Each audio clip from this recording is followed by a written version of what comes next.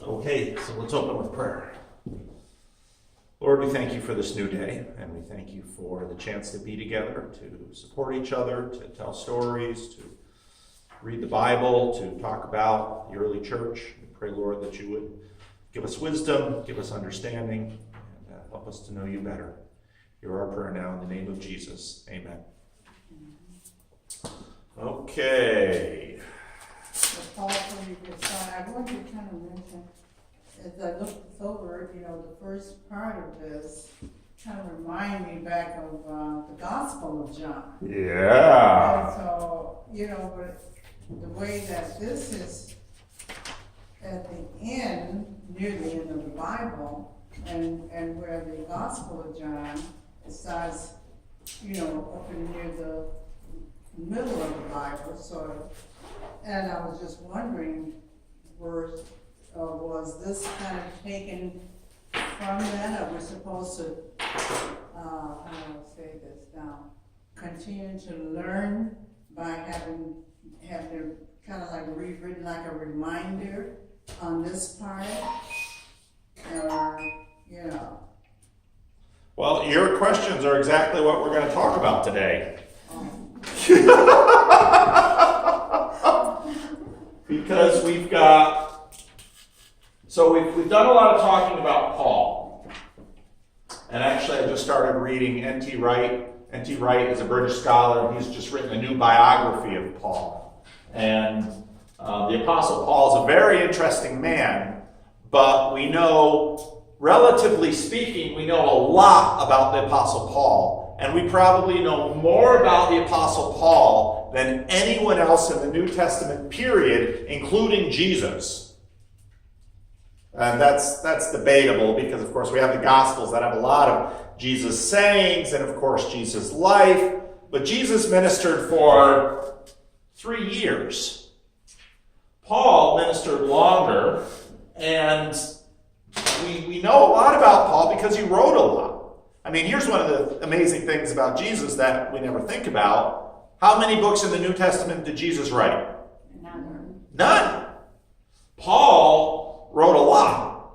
And we know a fair amount around Paul because Paul was a part of the bigger Roman Empire. And so that expands our sources. A couple weeks ago, I mentioned a guy, Philo of Alexandria, who was a Jewish scholar, of whom we have a number of writings. We have Josephus, who was a general in the Jewish revolt who switched sides and then wrote a lot of history. And so we have a lot of material from Josephus. So between Philo, Josephus, and Paul, there's a fair amount of material out there. So now if we look at the New Testament books, let's say we've got Matthew, which is kind of a gospel written to Jews, but we don't really know who wrote that. We've got Mark, who was a disciple, the tradition says, of Peter. Well, how much stuff do we have from Peter? We have a fair amount of material in the gospel about Peter, and then we have these 2 books of Peter, 1st and 2nd Peter. That's kind of what we have on Peter. What did he write in? Did he write in Greek? There's a big debate about what languages Peter knew. And again, we don't know how. So Peter was a fisherman. Well, what was a fisherman? And we try to figure out what that was in terms of analogies for today. Probably kind of like a farmer. Well, when you hear farmer today, some people might think, oh, they just push the dirt. Well, that's not true of farmers at all today. Farmers are, if a successful farmer is a very serious business person, because running a farm means not just making stuff grow, it means buying and selling and managing debt, and so farming is actually a very demanding business. So what was a fisherman? Well, it was kind of a middle income trade business. So Peter certainly spoke Aramaic. He likely knew Hebrew well. How much Greek did he know? See, that's where class becomes a question, because Aramaic was the language of the old Persian Empire, Hebrew is the language of his people, Greek is the language of the whole Eastern Empire. Peter probably didn't know any Latin, but he could very well have known Aramaic, Hebrew, and Greek. Now, for us Americans today, we hear, wow, he knows 3 languages. Most of the people in the world manage multiple languages. And we Americans kind of tend to live in this big bubble. So English, maybe Spanish of a past ethnicity, Spanish or Dutch, or maybe Spanish because we live in California. So that's a fierce scholarly debate. How many languages did Peter know? We don't know, because we don't actually know a lot about him. Then we have Luke. Okay, well, who is Luke connected to? Paul. We have Luke and Acts. And Luke, we know, was someone of the broader Roman Empire. So now we get into Paul. Well, let's talk about John's in a minute. So Luke, John, Acts. Well, Matthew, Mark, Luke, John, Acts, Romans, 1st and 2nd Corinthians, Galatians, Ephesians, Philippians, Colossians, 1st and 2nd Thessalonians, 1 Timothy, 2 Timothy. Paul has a huge part of the New Testament. We know a lot about Paul. Now, 4th Gospel, John. And then we have 1 John, 2 John, 3 John, and Revelation. So, after Paul, John is number 2 in the New Testament in terms of amount of material. But, how often does John show up in the book of Acts? Chapter 3. John and Peter preaching in the temple. We don't know anything from him from the book of Acts. Book of Acts is most of the history we have in the Bible of the early church. So, John. So then we tend to, then we've got another problem with John. Remember I said half the baby girls born in the Jewish communities were named Mary? John's the boy's name for that dynamic. There are lots of Johns. And then we say, well, John, the disciple of Jesus. Okay, but who was he? James and John, sons of Zebedee. All right, well, now we know a little bit more. And then the question is, well, let's look at the tradition. Well, when I say the tradition, have any idea what I mean? It's normally done. Well, so this stuff is in what we kind of assume the 1st century. Now, just recently there was a manuscript, a fragment of a manuscript of the Gospel of Mark that was found. And it was found in a garbage dump in Egypt someplace where they found a whole bunch of tiny little fragments of manuscripts. And originally it was reported that this was a 1st century fragment of the Gospel of Mark. And everyone got all excited. Well, now they think it was 2nd century and everyone's less excited. But that's still very early.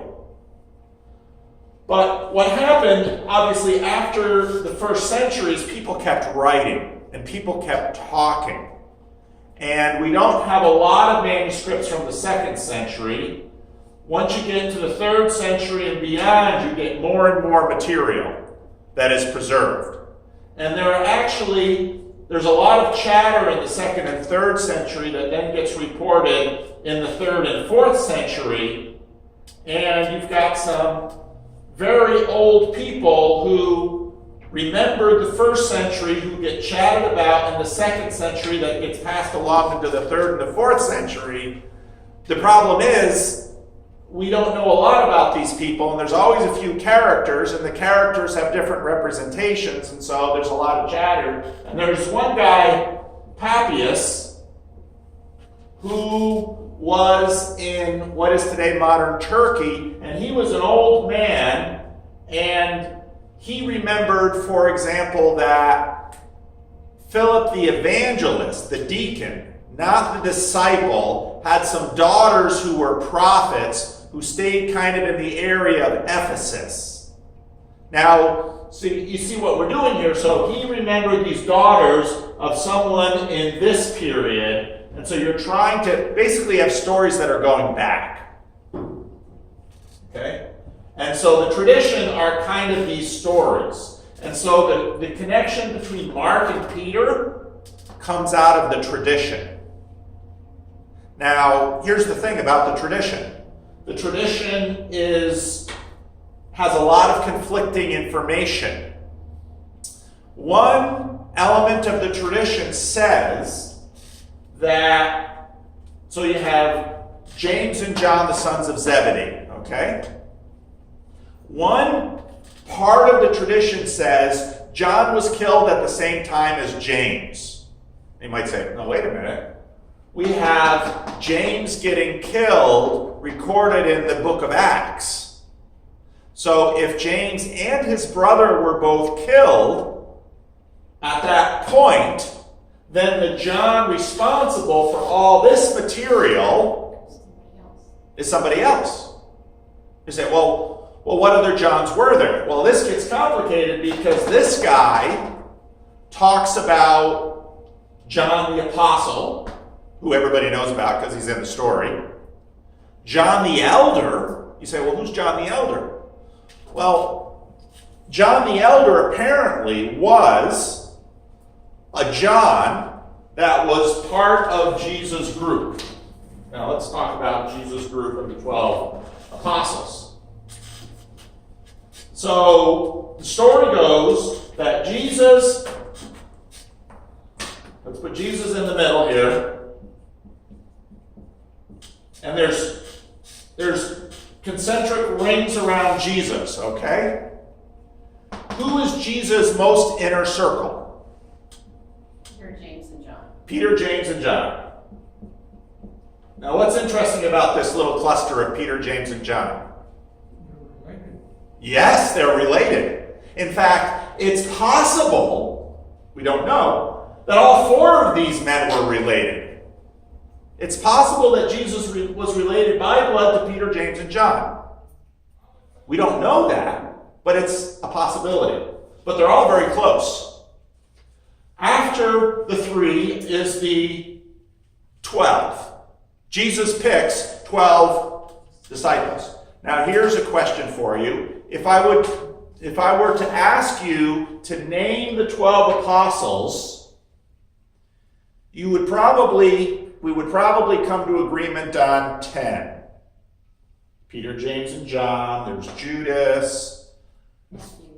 Matthew, the tax collector. But here's the thing. When you look at the list of this 12 and you compare them from the Gospels, there's a little... Now, that doesn't mean that there weren't 12 and they weren't 12 definite people. But names can be tricky. So one of the things I learned when I was in the Dominican Republic and working with these Haitians is that most of the Haitians had their legal Haitian name, their Haitian nickname, and their Dominican name. And depending on the context, well, what was the Dominican name? Well, often the Dominican name was basically a fake ID because they were illegal in the Dominican Republic. So somehow they found a Dominican who swore that they gave birth to this person, thus making him a Dominican citizen. But it's a total fabrication, but that was the name on all of their Dominican documents. Then there was the name on their Haitian documents, if they had any. Then there was the name that they normally went by. Now we hear this and we think, oh, the undeveloped world. Anybody know Kareem Meek's real name? Elsie. Anybody know Bonnie DeWitt's real name? Can't remember what it is. Mary Beth. Mary Beth, that's right. We do this all the time. We just don't think about it. So when it gets to the question about who are the 12 disciples, this far removed, all we have to deal with are names. And then we have recorded names. So, and I'm not saying there weren't 12 disciples. I'm just saying tracking them through history gets hard. Okay? So we have Jesus and the 3, and then we have the 12. And then there's this other ring around Jesus. Now, these are all men. But in this other ring around Jesus, we've got a fair amount of women. And these wealthy women, and they get named. They kind of support Jesus' ministry. And then we have these other men.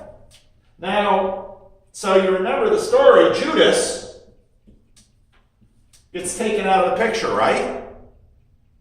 And at the beginning of the book of Acts, there's this, well, we have to replace him. Now, if you pause for a minute, you might say, well, why do we have to replace him? Well, why do they feel the need to replace him? But don't they represent tribes? This number 12 means something. And it means something in terms of the identity of the group. This is New Israel. This is the fulfillment of the mission of Israel. That's why there's 12 tribes. And if you look in the book of Revelation, often there's 12 and 12. 12 old, 12 new. So, or you find 24 pumping up a lot. Well, so there's a circle of people around here. So Judas is out of the picture. And so what then do the disciples do? They choose 2 people and have them choose 1 to replace them. Right, they Out of choose. that outer circle, that 120. Now, what are the criteria for membership in the 12? Had to be with Jesus throughout his ministry and witness his resurrection. Exactly. Had to be with Jesus throughout his ministry and witness the resurrection. Now, they have at least 2 people that were in that category, which means that we don't know how big this group is. Some guesses are up to 120, because that number shows up. But here's the thing. We also know something about how they deal with numbers. So you look at 120, and we tend to think of 120 as, we're counting 1, 2, 3, 4, 5, 6. That's how we deal with numbers. But we know something about how they dealt with numbers. 120 is a very suspicious number. It's 10 times 12. It's 10 times 12. So, how many people were there? We don't know. In terms of our category, in terms of their category, it's a full number. Well, full in what way? Well, we don't know. So getting back to the Johns, there was John the Elder. Okay. What do you mean, John the Elder? Well, now it gets really confusing, because John the Elder would probably mean that there's a John the Younger. Well, who's John the Younger? Well, maybe John, the brother of James. So, could this be John the Elder? The Gospel of John, well, Revelation has a John in it right away. He's kind of the one who's receiving all the visions. 1 John, there's a lot of debate as to whether or not the thing is a letter at all. Because what does a letter usually start with? A greeting. Dear so-and-so. Even look at the Gospel of Luke and the book of Acts. Paul's letters, 2 John and 3 John, are clearly letters. Who starts 2nd and 3rd John?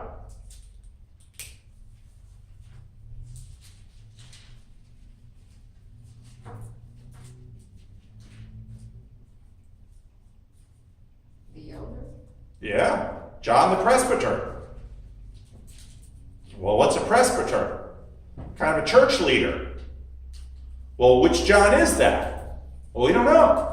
So it's in order to not fight over which John we're talking about, what scholars have generally done is talk about the Johannine community.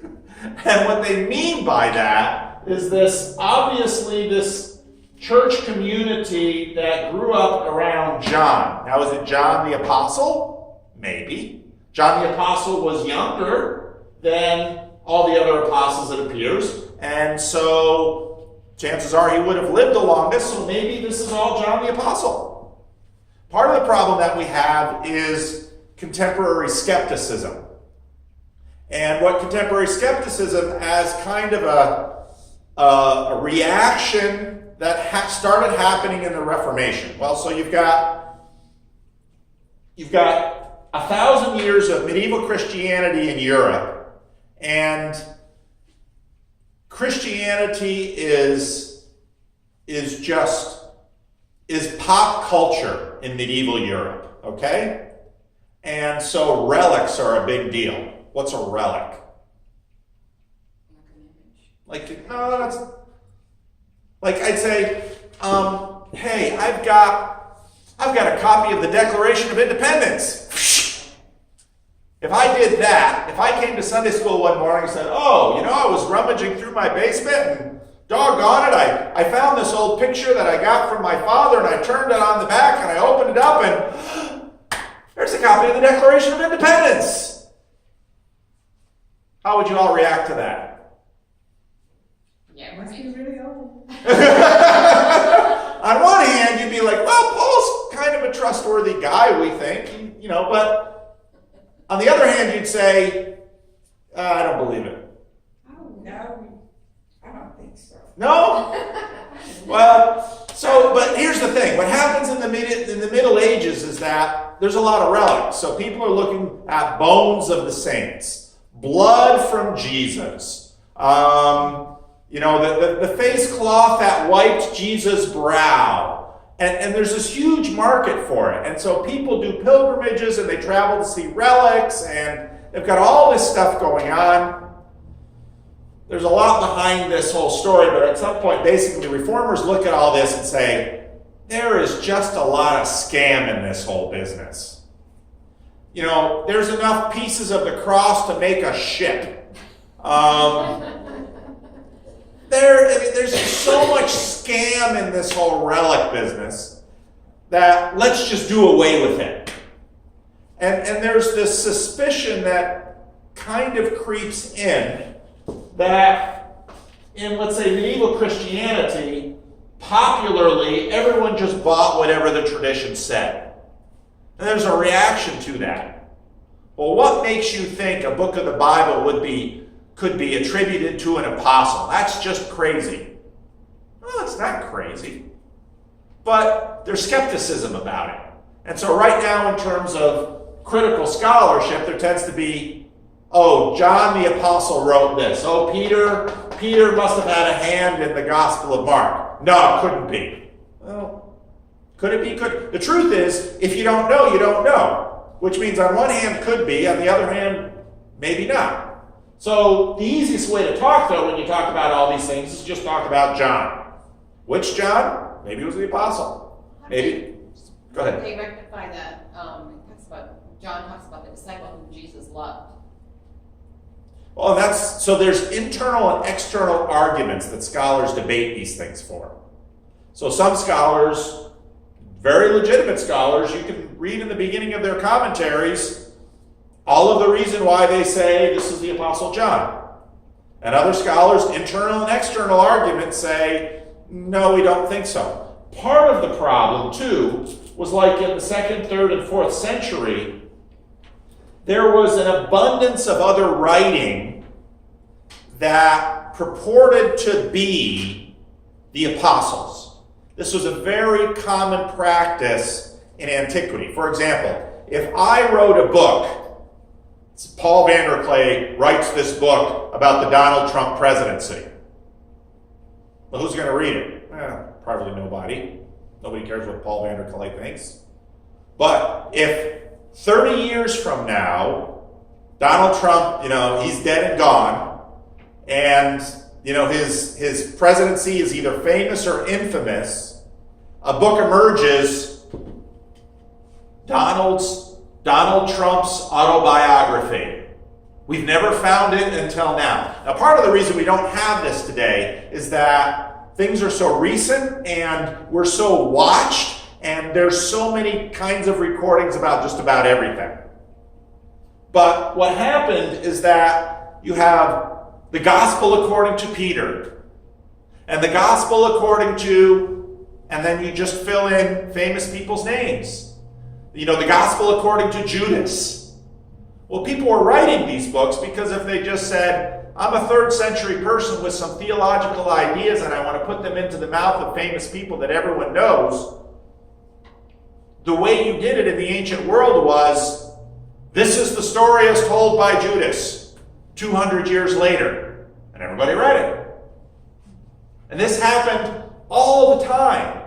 And it wasn't in their culture something that was considered morally wrong. In our culture, we'd say, you're lying. That's wrong. In their culture, it'd be like, that's the way you sell books. Problem is, we're 1,500 years, 1,800 years later, we have to decide, well, did Peter really write that gospel? How can we know? How can we tell? Now, for the vast majority of these things, because there were church fathers commenting on them, because there were church councils that had quite a bit more information than we did, they knew this stuff. And so they just dismiss it. They'd be like, 30 years from now, yeah, autobiography of Donald Trump, my foot. I'm not going to buy that. But they did listen to these, which means they had reasons for them. And so when they closed the canon and said, these are the books that bear apostolic witness, they had reasons for it. But it's also important to know that when a lot of this decision-making was happening in the 2nd and 3rd century, there were books that everyone could agree on, like these were the books, like the books of Paul, most of them. And then there were books like 1 Peter, yeah, that one's okay. 2 Peter, well, those are closer votes. Revelation were some closer votes. And different competing churches made different lists, and some books were in and some books were out. And there's some books out there that are embraced by other smaller church groups that are very ancient, like some Syrian churches, that aren't in our Bible. And we don't regard them as canonical.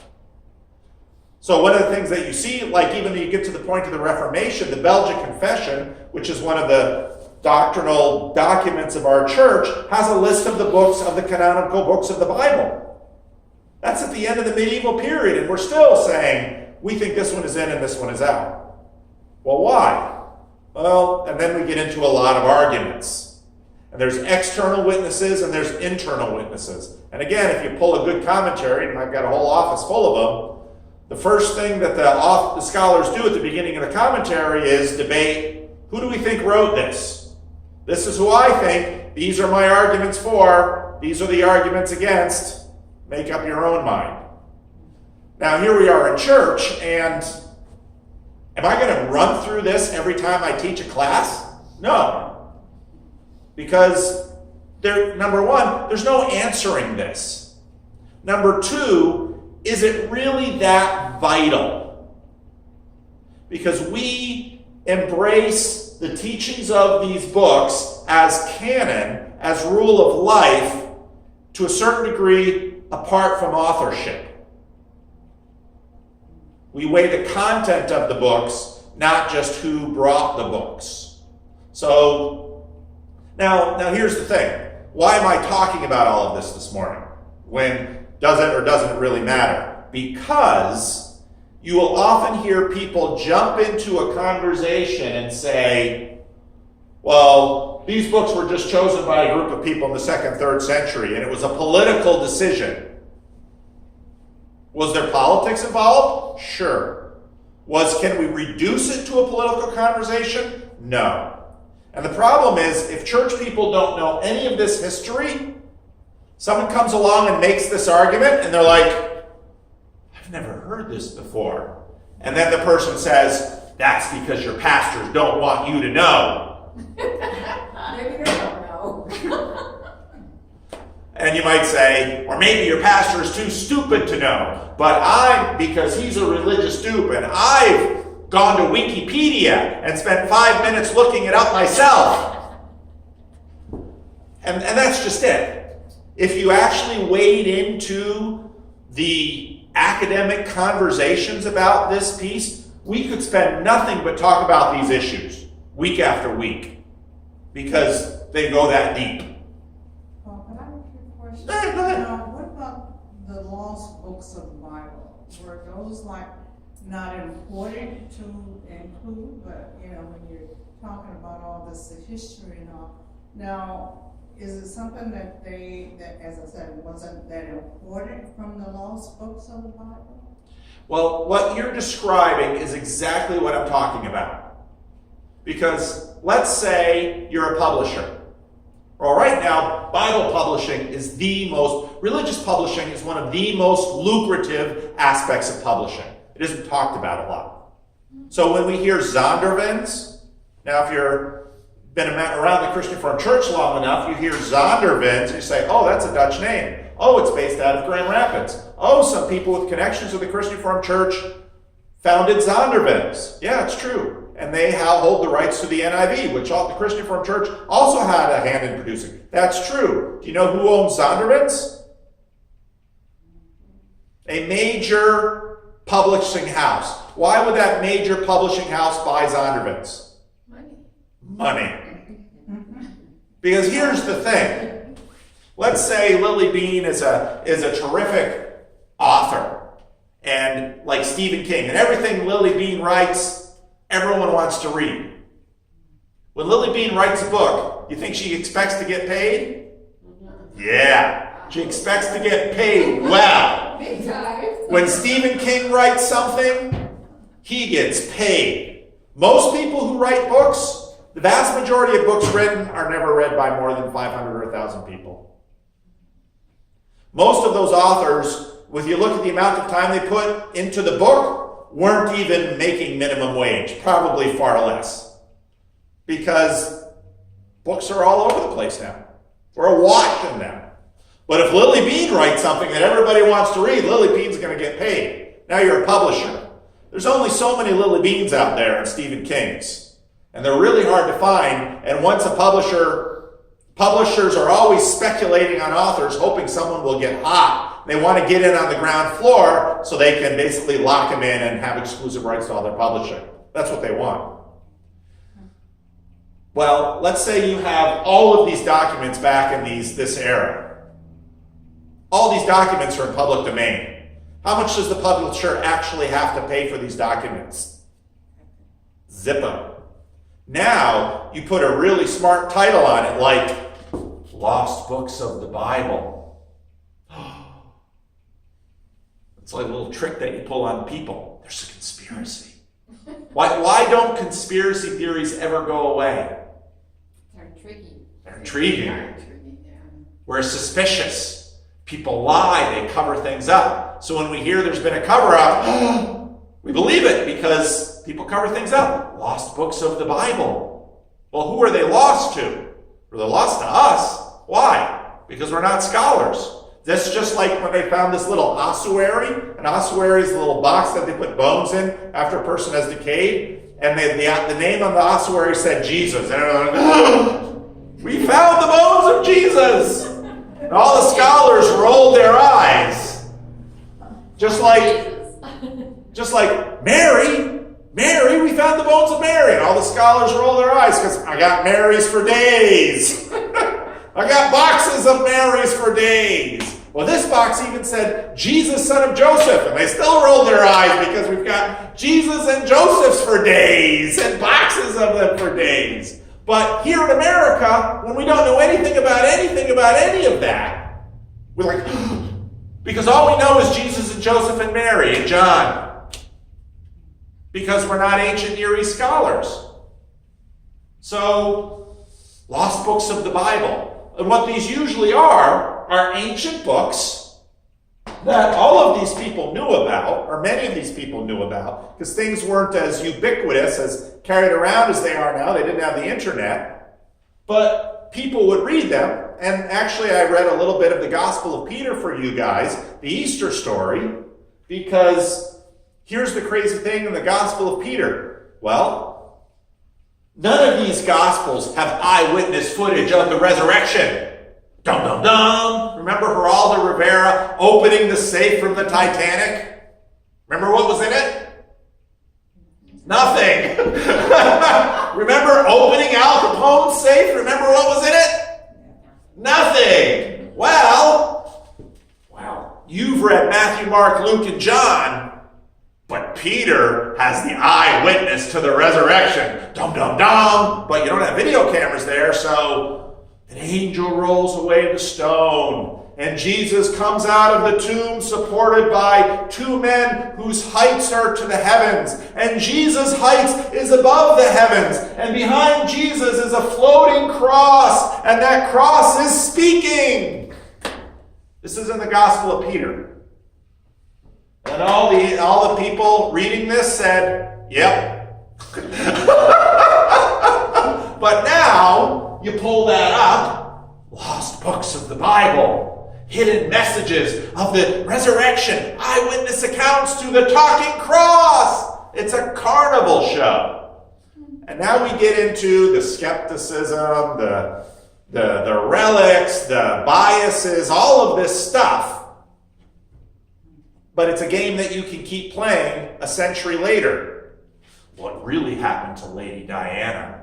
Who's Lady Diana? I think I remember something about her. Oh, here's a picture. She was so beautiful, and she was so young, and Prince Charles cheated on her, and these stories never die. Whatever happened to Lindbergh's baby? Whatever happened to John Benet Ramsey?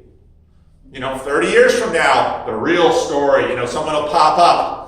I was Donald Trump's mistress when he was in the White House.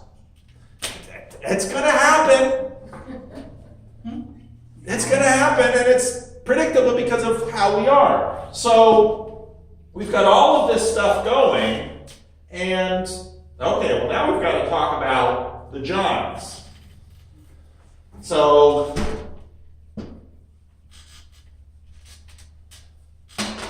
let's take a look at this sheet right here.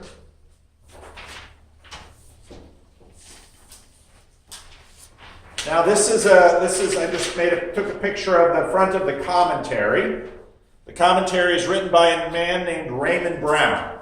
Raymond Brown was one of the 20th century's best scholars on John material.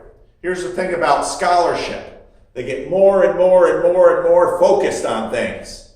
And so Raymond Brown, who was a Roman Catholic scholar, taught in a seminary in New York City, was an expert on all of this John material. And he's got one big fat commentary on the Epistles of John that are about this big. And he's got huge 2-volume commentary on the Gospel of John. And he's one of the best scholars on John, and so I read him quite a bit. But he's not the only scholar, and he's not infallible, but he's a really good scholar, and everybody appreciates him. And so this is how he begins his commentary. To explain my purpose and approach in this commentary, I need at once to say a few substantive words about the Johannine epistles. See that word Johannine? That's all the John stuff. And we need to talk about this without wading into all of the authorship and history. He does that later in the book, and there are pages and pages of it. The Johannine epistles it discusses, 2nd and 3rd John, are the shortest writings in the New Testament. And it's true. They're tiny little things. They are one-page letters written by a man who calls himself the presbyter. In 2nd John, while he is associated with one church, verse 13, the presbyter writes directions to another church, which he addresses symbolically as an elect lady and her children. Well, this is interesting. He stresses the need for love within that church and insists on the exclusion of teachers who may arrive denying Jesus Christ coming in the flesh. In 3rd John, the presbyter writes to Gaius, praising him for the hospitality he has shown to itinerant missionaries, and urging him to receive others who will come, especially Demetrius.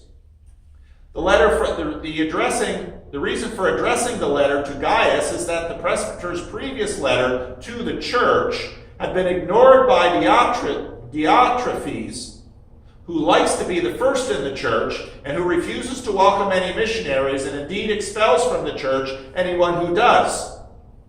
In both letters, the presbyter expresses a hope to visit the addressees, but in 3 John he warns that if he comes to Diotrephes' church, he will bring up the matter about the leader's hostility towards him. Okay. First impressions of what you've read so far.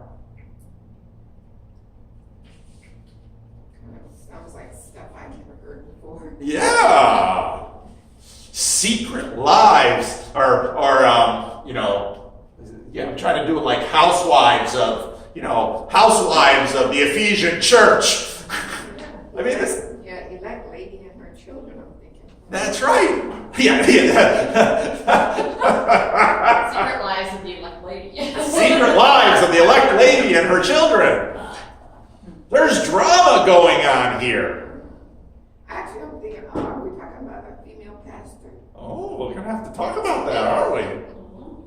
Who's running that church over there? This elect lady that he writes the letter to. Well, and why is she elect? What does that mean? Well, what does it mean religiously to be elect?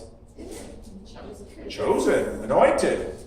So, it's just right away, oh my goodness, what's going on?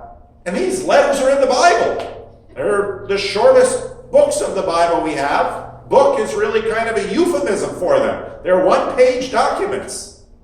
But yet, the church found these documents important enough and relevant enough and found them to be apostolic.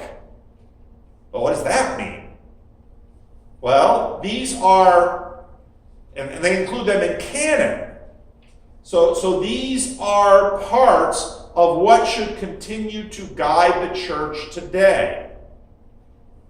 Now, this whole business about itinerant missionaries is something that at some point we're going to have to talk about, because this actually is a big deal in the ancient church. Well, let's keep reading, because he's about to say something about 1 John. The author of the much longer 1 John, now much longer, it doesn't say much because 2nd and 3rd John are very, very short. 1 John isn't very long, is never identified himself by a title. And while by analogy, his work is classified as a letter in our Bible because it's with all these other letters, nothing within it suggests that. The main concern of 1 John is to reinforce the belief and morality of the readers against a group that is doing the work of the devil and of the Antichrist. Wow. A group that has seceded, has left from the community, but is still trying to win more adherents. Well, there's a church fight back there. One group is calling the other group antichrists. Oh boy. Their errors are both Christological and ethical. By not acknowledging Jesus Christ come in the flesh, they negate the importance of Jesus. And although they claim communion with God, they do not see any importance in keeping commandments and pretend to be free from any guilt of sin. In particular, they do not show love for the brothers. Over and over again, the author offers criteria for a right stance against such errors, so that a famous study of 1 John by Robert Law has been perceptively entitled The Tests of Life. The three epistles have sometimes been praised as a splendid recall to fundamentals, offering a sound basis for Christian doctrine. There is no doubt that occasionally the author of 1 John rises to eloquence, particularly in his description of love. God is love. In this then does love consist, that we have loved God, but that he has loved us and sent his Son as an atonement for our sins. It's beautiful. No more practical test has been offered than that found in 4:20. The person who has no love for his brother whom he has seen cannot love God who he has never seen. And there's a perceptive conciseness in the author's summary of Christian obligation. We are to believe the name of his Son, Jesus Christ, and we are to love one another just as he commanded us. Beautiful stuff. But despite these glorious moments, I cannot agree that the apostle really stands by themselves as masterpieces of early Christian teaching. No other epistle in the New Testament, with the possible exception of Hebrews, tells us less about its author than does 1 John. Indeed, it is a guess that the three epistles are all from the same person, based chiefly on the fact that 2 John and 1 John seem to attack the same errors and use similar expressions. That's internal witness. In 1 John, it is virtually impossible to detect a structured sequence of thought, and the author repeats himself from chapter to chapter. Despite the almost elementary character of his Greek, there's another clue. Is this person a native Greek speaker, or is Greek a second language? We don't know. Was the book first written in Greek? Probably. The author's sentences are often infuriatingly obscure, and his symbolism, even when he's making a major point, and is his symbolism. It has been said that with only moderate exaggeration, that because of the grammatical impreciseness, every sentence in 1 John can be interpreted in 3 different ways. And this impreciseness seems to carry over into thought. For example, the author condemns those who boast. We are free from the guilt of sin. We have not sinned. Only himself to assert that everyone who abides in Christ does not commit sin and cannot be a sinner. So which is it? The readers are told to live just as Christ did, but there is no information on how Christ did live. Despite his vigorous condemnation of his opponents, we are told little about their thought, so that scholars have to debate whether there were many groups or one, whether they were Jews or Christians, whether their condemned Christology was too low, Jesus was not the Messiah or the Son of God, or too high, the Son of God has come but is not truly human. Over against them, the author insists on the necessity of keeping the commandments, yet he never tells us what these commandments are, except the commandments to love one another. And this is precisely on the issue of love that we encounter the greatest anomaly in the gospel, in the Johannine epistles. The most eloquent New Testament author on the necessity of love is singularly unloving in dealing with those who disagree with him. He vilifies the opponents, who have been members of his own community, as demonic antichrists, false prophets, and liars, who should not be allowed through the door or even receive ordinary greetings. Indeed, their sin is so deadly that one should not even pray about it. After these somewhat unflattering remarks, how can I justify a long commentary on the Johannine epistles? The key words in the opening sentence of the preceding paragraph were, stand by themselves. The author of the epistles, if for the moment we accept that there was only one author, never dreamed that his encouragement to his readers against adversaries would be read in isolation from his community's tradition, which make his remarks intelligible. Now, let's say one of us writes a letter. Let's make up something that won't hurt anybody. Let's say I had a son named Demetrius. And Demetrius, unlike my other children, never studied in school, never graduated high school, gets into alcohol and drugs. Well, let's say I wrote a letter and said, I'm so frustrated with my worthless son Demetrius. Love one another. And this letter gets passed on for thousands of years. Someone reads that and say, he doesn't seem to have much love. Look how he talks about his son. Well, because I'm writing to you, the context of my relationship with my son is known by you because we all share a common circumstance.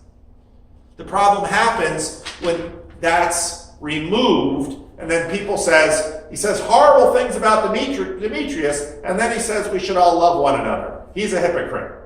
Or the other example would be when I look at John the first, and you say, you look at it and it doesn't look like a letter. It could be one of those things that I used to do, but I got better control of my temper. In order for me not to go off, I actually write down. So it doesn't start with a dear nobody, it just starts off pissed off. That way, I get it off my chest, Yep. and then I kind of like throw it away. So what if the person was getting it off their chest, and then someone comes along and discovers it, like I'm discovering some letters that my mother wrote and some things that she left behind, and Yep. and now I'm spreading the word to the family and everything. Yep. That's exactly right. And so with 1 John, we have zero context of this document. We don't know who wrote it, to whom, why this was preserved. Obviously, someone very early on read this and said, we better keep this. And someone else came along later and said, can I copy that? And someone else said, can I copy that from your copy? And on and on and on and on and on. But we don't know. And so Raymond Brown basically, and if you continue to read, we're about out of time, he basically says, if you want to know the context of all of this, and again, they've got all kinds of charts and things to show similarities in language and all that stuff, you have to read the Gospel of John. Well, why is the Gospel? See, now we're about right back to where Lily started this morning.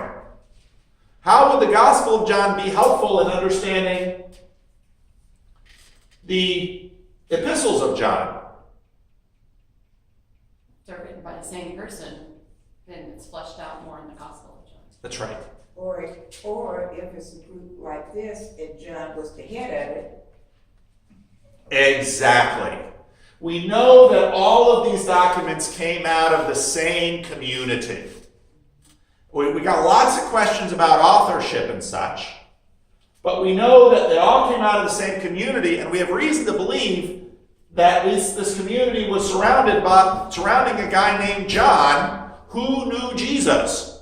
Now, if that's John the Elder or John the son of Zebedee, we got a lot of questions about that, but that's why we keep all this stuff together. So actually what I propose we do, but I didn't have time to read that, on the back of this you've got a little bit from another introduction to a commentary. We're going to start with 2 John, then we're going to go to 3 John, then we're going to go to 1 John, then we're going to go to the Gospel of John. So these could be summaries. Well, I wouldn't say they're summaries, but they're indicative of the context that even the Gospel of John was written in. See, here's the thing.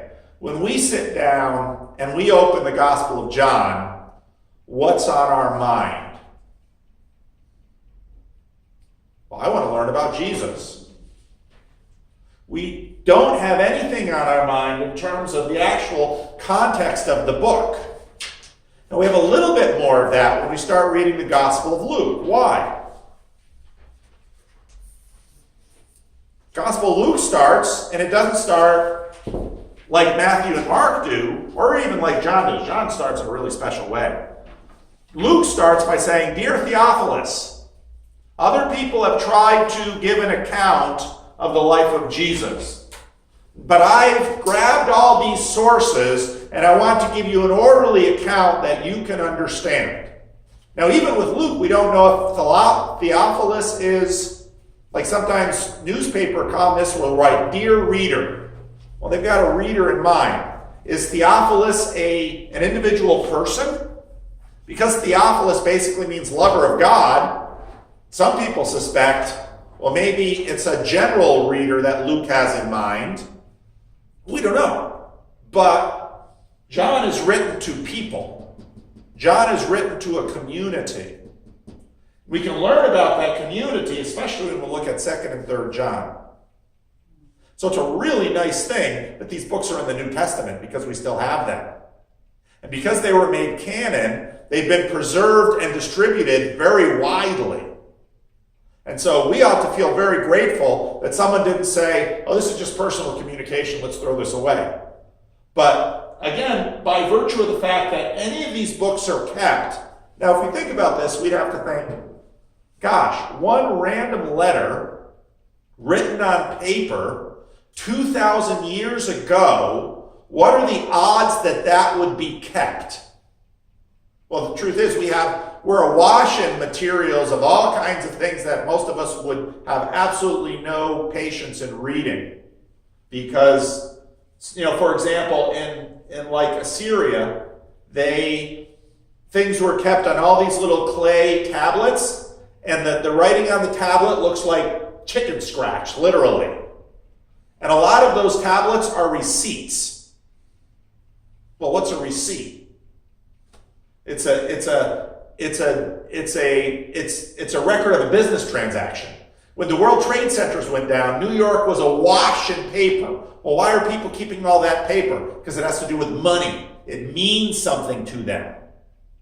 Well, by virtue of the fact that this stuff still exists, and very early on, people counted it as valuable, it says something about what the people closest to it regarded as valuable, and gives us clues about what the people closest to it believed was authentic. And so here's this letter that is a letter between John the presbyter and these individuals, and people looked at that and said, "Oh, we better keep that." Well, why? Why did they feel that way about it? Because obviously the materials around it said, and the relationships around it said, this is important. And this gets passed all the way on down to us. And we read it, to a certain degree we read it and we think, well, what is this about? Well, that should make us ask the question, what is this about? Why would someone want to copy this? Because the thing had probably been copied dozens of times, maybe hundreds of times, before we actually get to a physical copy that we can lay our hands on. Well, that says that dozens, maybe hundreds of people said, this is of vital importance that I am going to take my time and expend no small amount of money to preserve this. They thought it was important. Why? Well, that's what we're going to have to figure out. And we think the Gospel of John's important. These are helpful in us understanding where the Gospel of John came from. So, next week we'll start digging into 2 John. Lily says woo. Let's pray.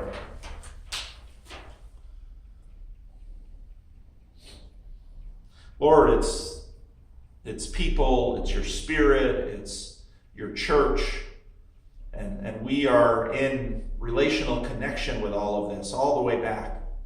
And so we thank you, Lord, for your Bible that preserves this for us. And we ask, Lord, that as we study it, we might grow in knowledge and wisdom. And not only knowledge of what happened 2,000 years ago, but wisdom and understanding that the drama of the early church isn't always that different from the drama we have today. They're people, we're people. And even though contexts differ, we still remain people. So give us wisdom, give us your Spirit, help us to understand and to grow. Hear our prayer. In the name of Jesus, amen.